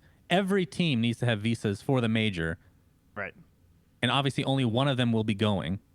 Like, this sounds like a nightmare logistically for managers, for tournament organizers. You have to fly in a team 2 days before the major, whatever it is. That is insane. That is insanely Now, expensive. Shannon, I did have a thought about another way minors could work. If you're like Perfect World or ESL or DreamHack or one of those really big players, you could do a connected minor major where you're running Yes. both over the course of that month. And that is a scenario where you could make your minor worth it, perhaps, because it's bundled in with all that content. So And I'm that looking you at it could from sell. our perspective, right? All and the BTS minors, perspective. you just make cast the major, Like- all the minor players. That could the brother sister. Yeah, that could definitely work. That's a good point. We could just be I think, like, DreamHack's that's little how- brother, you know? I will be very surprised if the summit is a minor. Very surprised. I would It be sounds, shocked, too. It Oh, yeah. sounds so awful. Like, and I don't know if they can do a major. I don't know if because how many majors are going to be, and they have all these big companies that are already vying for it. So I don't know exactly what's gonna happen with that. But for the minor, it just kills it for people like us. Completely kills it. Oh, But yeah. There's here's the one benefit potentially, and we don't know. It opens, because of the season, it opens up some time slots to be able to do third-party tournaments that aren't minors or majors that could still be pretty big, but there's no incentive for teams to play. That is the big issue. Some teams might just come because they're cool guys, like these tier 1 teams. A lot of them will probably say no. There's that is money. a big if. We have money. yeah. At this point, a lot of these teams don't give a shit. Yeah, that Some of them 100K, still do. that 100K that you're going to win at the Captain's Draft LAN compared to the, I don't know, 3 million that you can get at the major or something. I mean, you're right, money does matter, but I think, to pull off a LAN like that, you need a couple of those true tier 1 teams. You need your here's the EG other thing. and your Secret. It doesn't need to be a LAN, right? Online true. tournament only could work as well. And it's much Ooh. It's much more efficient from a tournament organizer's perspective, especially if you can get these decent teams, tier 1.5 to 1 even, that don't need to commit time to go to a LAN, because that's the biggest thing for them in a lot of ways, right, is the travel. So being flexible with the schedule, which online, that's the whole point of online tournaments in general. So that could work. Yeah. But it remains to be seen if the teams will do it, because there's no structure for that, you know? It's more just at the hope and pray. How much do the teams like playing in stupid game modes? We're going to find out this season. Tune in later on the next edition of What the Duck. I'm curious about what they meant when they said they will be, unlike this year, next season's minor and major events will be held in pairs, with the qualifiers for each set to run in exclusively scheduled windows, the first coming in September. So to me, does that mean Valve is going to say, hey, don't run an event in this window to like a third party? I think so. So in terms of like Dota TV tickets, I read that as like they are not going to issue tickets or official tournament licenses to anyone during those windows. From a Valve That's perspective, how I see it. those too. are kind of blackout dates. Now, if you're doing a tournament without a like you can just run a Dota tournament, you know, it doesn't have to be in Dota TV or whatever. In my experience, Dota TV is where that tournament contract kind of comes into place, and there are other parameters, but how do they stop somebody from running like, you know, the Azubu Cup number 39 during that? I guess it's a scale thing, you know. It's probably a thing where they don't care, but If it's at a certain scale. But yeah, I read that is like it's intended that those are your dates. So if you're running the qualifier, you from like a sponsor perspective, you know, like, dude, we own Dota 2 on Twitch for these 5 days or 3 days or whatever. And I guess that is supposed to help the whole TO perspective. But it is a very interesting kind of idea. I mean, I think, again, it goes back to that idea of controlled chaos. There's no doubt this next season will have an element of chaos to it, but I think Valve definitely will want to do away with that. Oh, we've got a week and a half of no events? Okay, let's all run our qualifiers at the same time, and you have those like 12-hour gauntlet days of the same teams playing each other for the same kind of stakes for all these different tournaments. It's just overwhelming to play in, overwhelming to watch. This last season, the viewership for qualifiers was dog shit. I mean, tournaments started doing 3-day qualifiers. They're like, this is not worth paying casters to cover this. It has 1,000 viewers because there's 15 other streams on right now. But if you own the Dota Twitch for the most part, outside of like Bulldog and Sing Sing, that's a kind of a different ball game, I think. I'm just glad there's gonna be less burnout. Not that I watch so much Dota in my free time versus working at tournaments, but I think it was definitely a big issue, and it just made everything feel less special when things did happen. And I'm sure it also hurt the events as well, because then there's more chaos going on. There's going to be controlled chaos here in the qualifiers and the whole like team going last minute. But I hope that of the 5 teams get picked, that the tournaments are just much better as a whole, because they felt a little bit phoned in at times. Yeah, when players were complaining so much about burnout, that definitely sounds like there must be a problem. Like you had teams just dropping out of tournaments they qualified for to be like, no, we're just gonna chill. There's legitimately breaks now. So like if a team wants to schedule vacations, I know that's something that some teams complained about all the time, was like, I can literally never book a vacation or time off because it all depends on whether or not we qualify for something or not. But now they know, like, after the qualifiers, there's like a month off until the minor actually starts. So I think that's overall very good for the scene. Definitely agreed on that. That's why I'm super excited for the big patch after TI, because then we won't see a billion tournaments right away with it. Yeah. You get to see it like slowly evolve the meta, which is what it has been in the past other than this last year. It's just much more exciting to watch. The other complaint that I heard somewhat regularly that I think is pretty legit is the gap after TI is way shorter this year than any past year, because TI is a little bit... the biggest complaint for players. Yeah, TI is later this year than it has been in past years, and now the cutoff is September 15th. That's when the next season starts. That's the roster lock date. And usually, like... That's like 2 weeks. Yeah, everybody takes 2 weeks off just to, like, forget about Dota, and then they start really focusing on roster locks. It's like no break. You know, you go from the TI burnout right into, okay, this next season starts in, oh shit, we got 10 days. All right, boys, saddle up. Yeah, to my knowledge, Valve didn't talk to any players or teams about this before they announced. So they had no idea it was coming. They were shocked that, and you're right, I forgot about that point. That is the biggest complaint that they had, was the 2 weeks. Because like you said, it probably takes around 2 to 3 weeks to find that roster that you want. That's not including any time you want to take off after TI, right? Yeah. So they hate that big time, and we'll see what happens. But I think the good thing about the roster lock, and correct me if I'm wrong because I'm just basing this off of memory, every player that you lose how much percent of your DPC points? It's not like 20 or I something. think it's 20 So per it's- player. It's 20% of your current points. Correct. So if you kick 2 people, it's less than 40%. Whatever. Purge. can do Yeah, the it math. goes down. Yes. You do not want to kick 2 people on the same day. That's So It doesn't doesn't the let thing. you, no matter so how you do it. Gotcha. It'll do it Earlier in the season, mathematically it's- sound way. Earlier in the season, it's much less relevant, right? You can, I'm assuming, just roster swap the shit out of, if you want, right? Because you're not gonna have any points to lose anyway. What's the yeah. That's actually a good incentive? point. So I I guess can't remember what the rules were. There might be something that I'm forgetting. So the roster lock is really just to have org teams locked in, and then after that, players can still move around however they want. Until you have any points, the teams are kind of, well, not And meaningless. that's but- going to be the most interesting storyline from my perspective, is how orgs versus player-owned teams are going to either merge, or if they're going to still be as segregated, which one's going to be more prevalent. I have no idea. Is that Suns fan planting some seeds here? Are we going to No. finally see Team Suns fan? No, unless a billionaire comes to me that I want to work with. Hello, I would like your face, sir. Like, How there's much very to few borrow situations your that would make brand? sense. It sounds it doesn't sound great. Like, if it was for another game that I was into, maybe. Would you But be averse no. to like just your face is the jersey? That's it. It's just like a gray T-shirt with your face on it.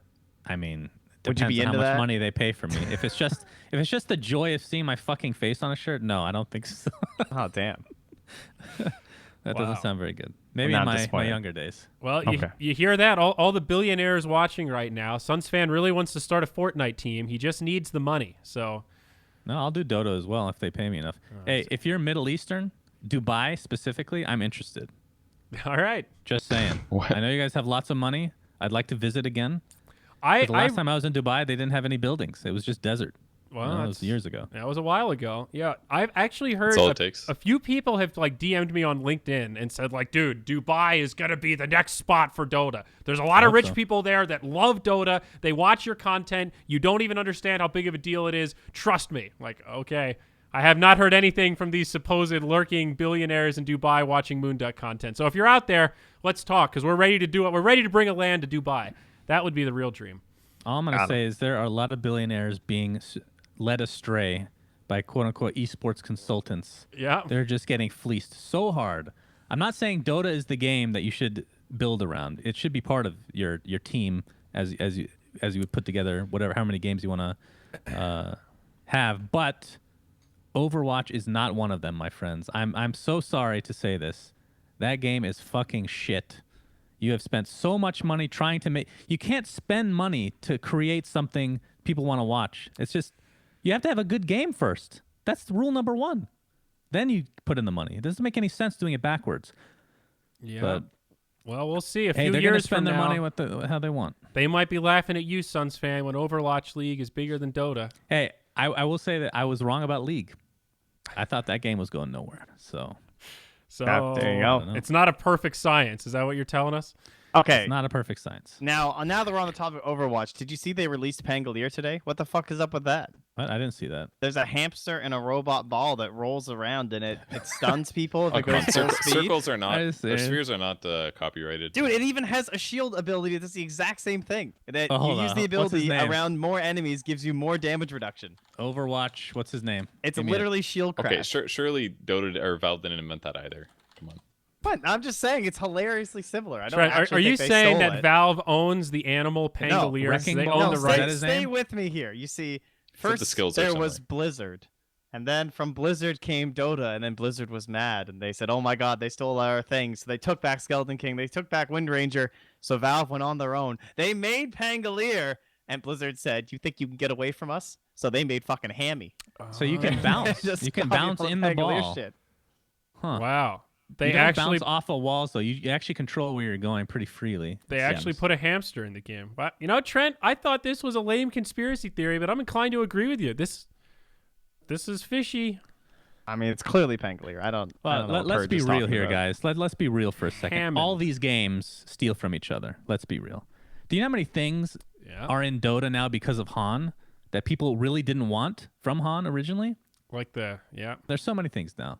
Vector Yeah. targeting just one of them. Of course, you could say it's from League as well. But I mean, look at Fortnite. They were like, hey, PUBG, that was a really cool idea. We have this game that kind of sucks. Let's pivot into something different. Oh my God, we're pivoting into the same thing as you. How convenient. We're brothers. Yeah, we're friends now. I think the biggest thing with Fortnite is it doesn't run like a pile of absolute garbage on your computer. That is a PUBG big plus. Makes me rage. So I uninstalled that game. I'm not installing it ever again.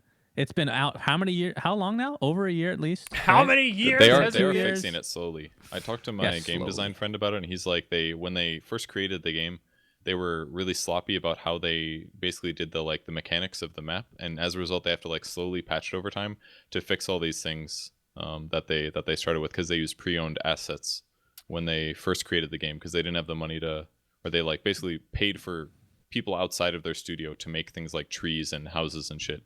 So that's basically the issue, that they're slowly upgrading that over time. That's why the game ran like shit for so long. The problem with that is it's too late. Fortnite has beaten you, and you will never catch up to them ever. It's not going to happen. Yeah, I think PUBG you're is right. still pretty big, but Fortnite's so fucking huge now. It is huge. I still haven't played it. I haven't I played, haven't played it it either. either. I think I saw an article though yesterday or I don't like the building, man. or the day after though that you know how PUBG Massive. was suing Epic for copyright infringement or whatever, and they actually dropped the lawsuit.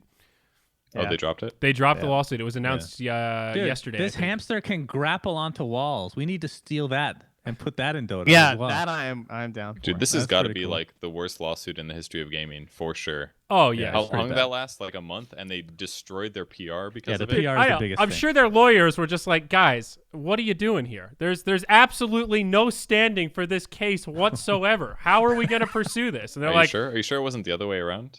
I have no idea. I have no clue. But it doesn't. What legal standing? You don't own a genre. What are you talking about?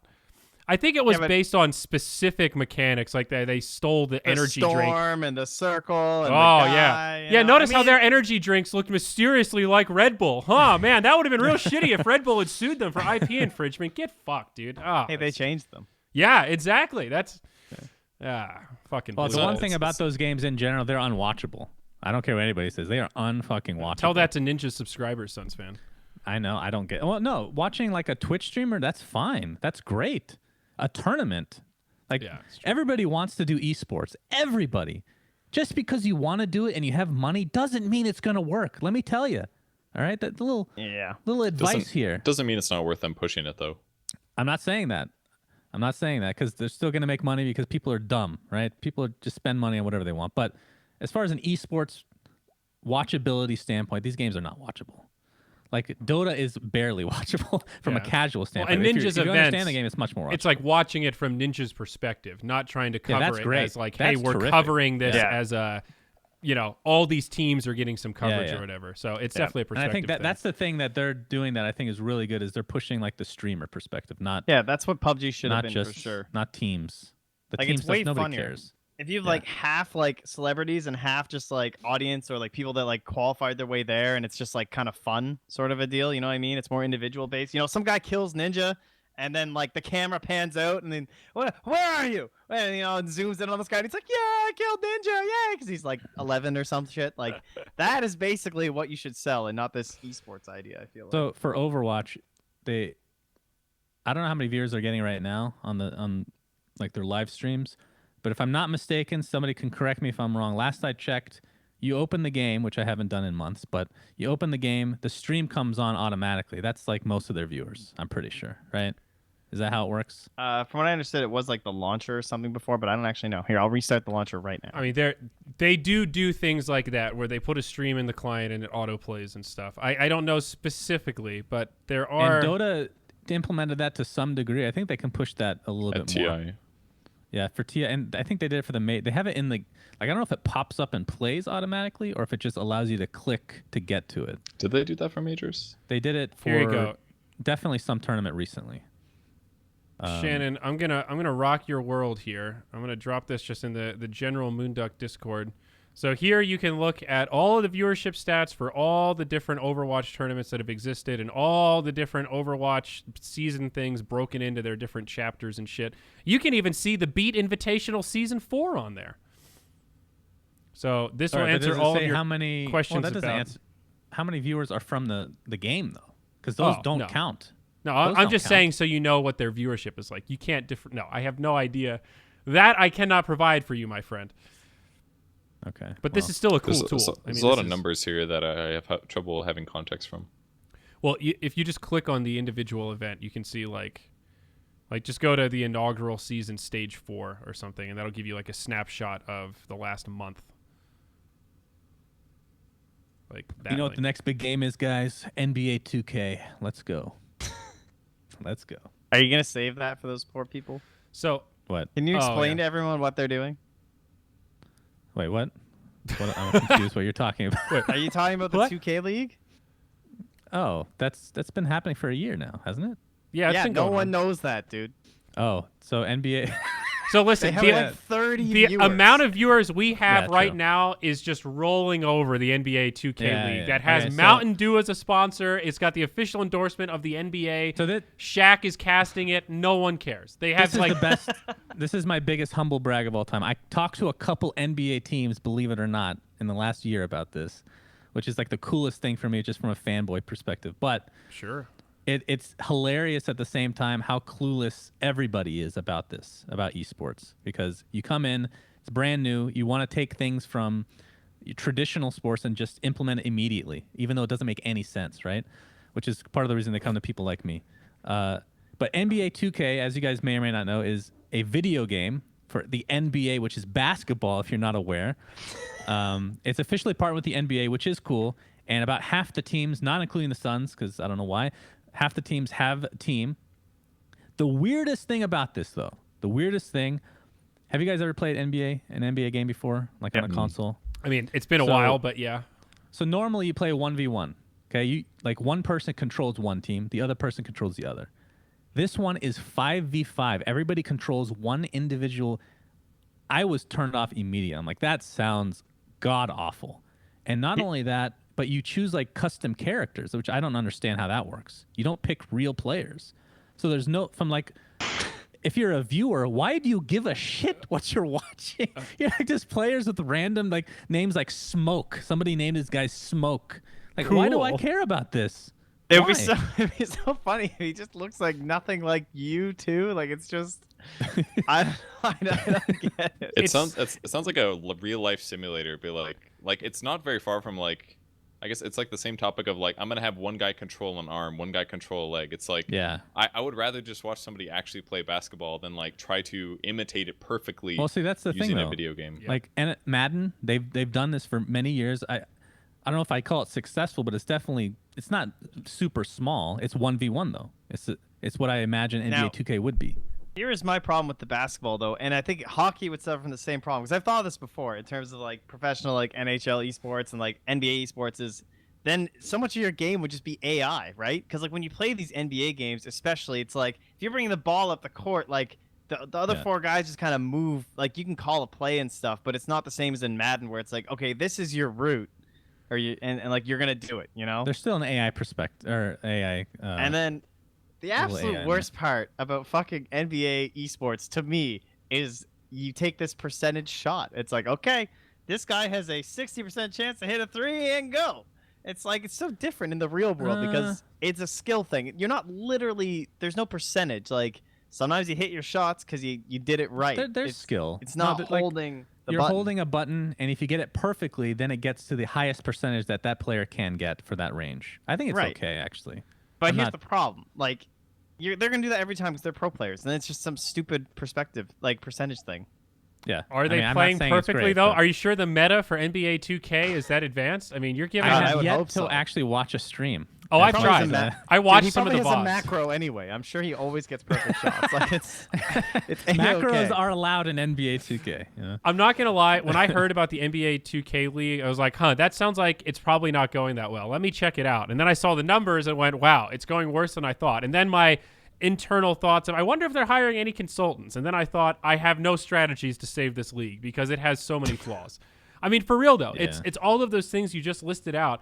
And the problem, it's like the NBA has all these great sponsors. It's so ridiculous. Like Moonduck has the content, the culture, the attitude, but very little business development. And the NBA is all business development. They've got Mountain Dew ready to sign the sponsorship. They don't even know what they're fucking signing. Something with esports and basketballs and video games. All right, we're in. I trust you, NBA. And then the league actually has no substance to it. It's insane how polarized esports is in that regard, where you have these two big players that are on opposite sides of the spectrum, yet we seem not to be able to crisscross or meet. All these big orgs, so there's two ways that they're going, two paths, right? One is, and some of them are doing both, like for Mark Cuban, for example. You have these huge billionaires. They're very, very smart, and they're just using the same strategies that have got them into the position that they're in, which is fine. So you're going down one road, which is NBA 2K, which, like you said, is just dead in the water. There's no way this is going to ever be successful with the current strategy they have. So they're just going to do it just to say that they're in esports. Number two is going to the big boys, the biggest esports, quote unquote, the biggest games, Overwatch, Fortnite, and just assuming it's going to work out the way that you want. You get consultants that are for that game. Get people that understand the entirety of esports, several games. Get a collection of teams. Don't go all in on one game and hope it works out. There's no way that's smart. There's no way. And I hope you're on LinkedIn, Suns fan, because it sounds like you could blow some of these consultants out of the water. I'm talking out of my ass. I'm Googling some articles on it right now just out of curiosity, because the first thing I looked for was, did they do a combine? Did they do a draft? And they actually did both. Yeah, they did both. Yeah. They are really trying to do real sports. So the combine, this is kind of cool though. Win 50 games in January's online qualifiers, and you move on to phase 2, the combine. And then that whittles down 72,000 applicants to 250. And then those 250 players will play at the combine to be narrowed down to 102 draftees, and then they have a fucking draft. Wow. Like, I don't know how you distinguish skill. Like, let's say these 250 guys show up in the combine and they're playing video games in their fucking controllers. How can you tell that this guy's so much better than everybody else? Like, I Stats? can For an tell you NBA because their game. stats are tracked, dude. Like I just told you they played 50 games. They got like fat they had to play a numbers. minimum of 40 games using their primary position, like point guard Wait, is or this like center. matchmaking basically? Like they're Yeah. playing as their role Yes. on matchmaking, and they have to get wins, Yeah. but like carry their team. You guys are making me want to play this game, dude. I Dude, fantasize Dude, about I being got a mean NBA point 2K. guard. Fuck Under Hollow. Let's go. Dude, I got 2K ready to go on my PS4. Let's do it. Can you play this game on PC? Oh, Jesus Christ. I'm sorry. Maybe. I have to keep reading these quotes. As the I'm not sure, invitations went out, or didn't, the conspiracy mill began spinning, led by 2K player White Chocolate. Great. He has produced a number of tremendous videos claiming the combine was rigged.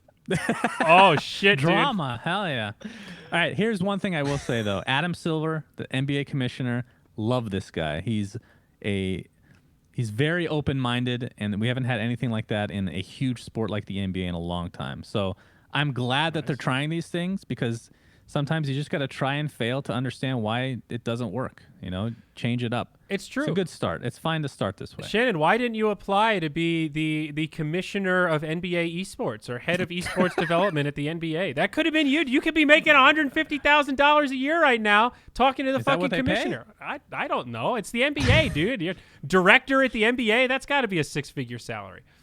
Yeah. How many underlings do you think you would have, dude? There's all those like different orgs and teams and shit. Those are all people under you. That's a big deal. Suns Do you fans. think they have the full facilities like masseuse, physical therapy? Are they going That's that what I deep? always hear for like the big sports tie-ins. They always have crazy good benefits. 'Cause it's like, all weird, there. Like It's in their wheelhouse. yeah, shit So like free probably- I bars wonder if and stuff like their that. facilities are in the arena. That would be a fucking dream. Oh my god. Too bad the Suns have an owner that doesn't want to spend any money, and that doesn't understand what esports is. So I guess that's not going to happen. Yeah. Well, how exciting! Monday. So much to fantasize about in the realm of esports. My God. All right, boys. What do you say we wrap this thing up? This has been a nice meaty what the duck. I like that. Every Yeah, 2 put a months, bow on it. got to go for a good while. Any closing thoughts? I know it's been a while. Any other topics that you want to get off your chest real quick? Because it could be after TI before we get another one of these in. So this is your chance here, Purge. Let it all out. I think we covered mostly everything that I feel like covering. All You know, right, I've been working on. It's been very therapeutic for me as well. The last 3 weeks, been working on our mod. Oh yes. Can we please talk about this before we called- finish? It's called the Community Hero and Item Project now. We haven't technically announced it. It's called CHIP for short. We had like an old version way back when. We're coming out with version 1 very soon. We just need to fix some bugs. And we've been doing some play testing, and it is, I have to say, creating heroes like conceptually is so fun. It is so fun, especially when you can freely steal ideas from other games, namely Han, of course, and bring them into your own vision. Oh my God, it is so fun. I've been Let me obsessed. get this straight. You just openly talked about jacking ideas after you complained about Overwatch stealing a character. No, That's just me. I didn't. No, that I'm was just- Trent. Oh, was that I'm you? just making oh, a- okay, that's right. Wrong. I think person. I said that everybody steals ideas from each other, and that's fine. But yeah, dude, like taking, because again, I'm not saying I hate Dota. Sometimes it can get a little stale for me, but when Pango came out, I was so happy because it felt like a Han hero. Felt very fluid. Just I can't even explain what it was like. So my vision is to bring Han heroes to Dota in a different form. So keep some of their skills similar, completely change other ones, but I want them to feel fun. All the characters. Trent played mine last night. It's not his play style. What was his name? Sorry. Don't. All right, I'll spoil it now. Oh, Not that It's a okay. big deal. So Axe, actually, I don't know if you guys know this. His name is Mogul Khan, of course. Right. He had a brother, okay, that nobody knows about. Why are you saying no? She doesn't want me to spoil it, but I'm going Oh. to. Mogul Khan had a brother, guys. He named him himself. His name is Jeremy. Okay? His name is Jeremy Khan, and he will be coming soon to the mod, and I'm very excited about him. Highly. Did you have fun with him, Trent? I request that Purge be forced to play it. It's going to get nerfed soon. He was insanely broken, but yes, he was fun, but he was very broken.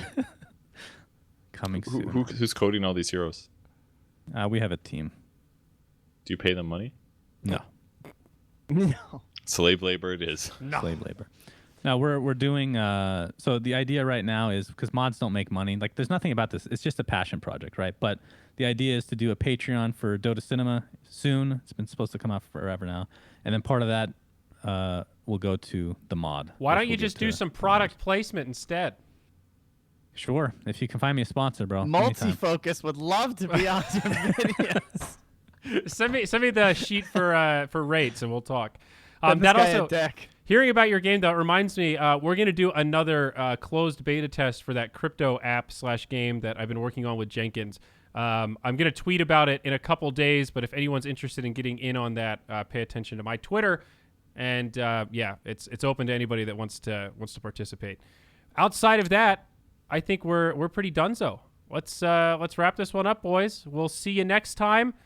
What the Duck will continue. Are we going to do one before TI? Should we commit right here? Should we go all in? There's like a month and a half before TI. I think it's safe to say that we're gonna have time for a What the Duck. All right, you heard it here first, boys and girls. There is a guaranteed That's What the a Duck before Purge TI. guarantee. All right. So you have to come back. Moonduck channel will be up on the Moonduck YouTube. And if you want the audio only, moonduck.tv/podcast. That's where you'll find the home of What the Duck. But until then, we will see you next time.